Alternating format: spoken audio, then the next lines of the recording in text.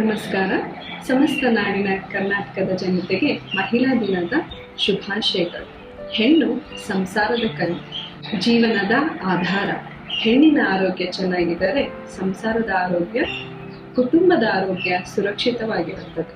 ಹಾಗಾಗಿ ಮಹಿಳಾ ದಿನದ ಅಂಗವಾಗಿ 3 ಹೆಲ್ತ್ ಟಿಪ್ಸ್ ಅನ್ನು ಕೊಡೋದಕ್ಕೆ ಬಯಸ್ತೇನೆ.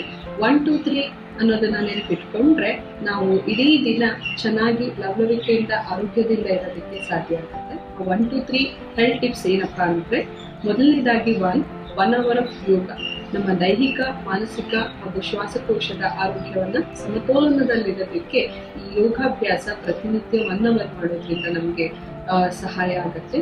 ಹಾಗಾಗಿ ಯೋಗಾಭ್ಯಾಸವನ್ನ ನಮ್ಮ ಡೈಲಿ ರೂಟೀನ್ ನಲ್ಲಿ ಇಟ್ಕೊಳ್ಳೋದು ಬಹಳ ಒಳ್ಳೆಯದು. 2 stands for 2 meals a day.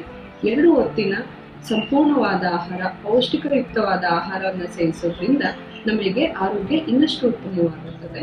ದೇಹದ ಅಬ್ಸರ್ಷನ್ ಆಗಲಿ ಮತ್ತೆ ಡೈಜೆಷನ್ಸ್ ಆಗಲಿ, ಎಲಿಮಿನೇಷನ್ಸ್ ಆಗಲಿ, ಇವೆಲ್ಲದಕ್ಕೂ ಸಾಕಷ್ಟು ಸಮಯ ಸಿಗ್ತಾ ನಮ್ಮ ದೇಹದ ಆರೋಗ್ಯ ಪೌಷ್ಟಿಕಯುಕ್ತವಾಗಿರೋದಕ್ಕೆ ಸಹಾಯ ಆಗುತ್ತೆ. ಹಾಗಾಗಿ ರಿಪೀಟೆಡ್ ಈಟಿಂಗ್ಸ್ನ ಅವಾಯ್ಡ್ ಮಾಡಿ ಕೇವಲ ನಾವು 2 ಹೊತ್ತಿನ ಊಟದ ಮೇಲೆ ಡಿಪೆಂಡ್ ಆದರೆ ನಮ್ಮ ಆರೋಗ್ಯ ಇನ್ನಷ್ಟು ಚೆನ್ನಾಗಿ ಆಗುತ್ತೆ. ಸೊ 3ನೇದು 3 stands for 3 litres of water a day. So 3 litres ಅಂದರೆ 3 ಲೀಟರ್ಗಳಷ್ಟು ನೀರಿನ ಅವಶ್ಯಕತೆ ನಮ್ಮ ದೇಹಕ್ಕೆ ಇರುತ್ತೆ ಪ್ರತಿನಿತ್ಯ. ಸೊ ಹೈಡ್ರೇಷನ್ಸ್ ಅಲ್ಲಿ ಇರೋದಕ್ಕೆ, ಎನರ್ಜಿ ಬ್ಯಾಲೆನ್ಸ್ ಮಾಡೋದಕ್ಕೆ, ದೇಹದ ಹಲವು ಕೆಲಸ ಕಾರ್ಯಗಳು ನೀರು ಚೆನ್ನಾಗಿ ನಡೀತಾ ಇರಬೇಕು ಅಂತ ಹೇಳಿದ್ರೆ ನೀರು ಬಹಳ ಪ್ರಾಮುಖ್ಯತೆಯನ್ನು ಹೊಂದಿರುತ್ತೆ.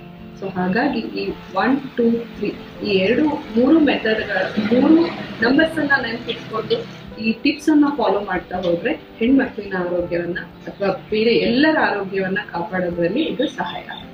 ಹಾಗಾಗಿ ಈ 3 ಟಿಪ್ಸ್ ಅನ್ನ ಮಹಿಳಾ ದಿನದ ಅಂಗವಾಗಿ ವಿಶೇಷವಾಗಿ ನಾನು ತಿಳಿಸ್ಕೊಳ್ಳೋದಕ್ಕೆ ಇಷ್ಟಪಡ್ತೀನಿ. ಧನ್ಯವಾದಗಳು.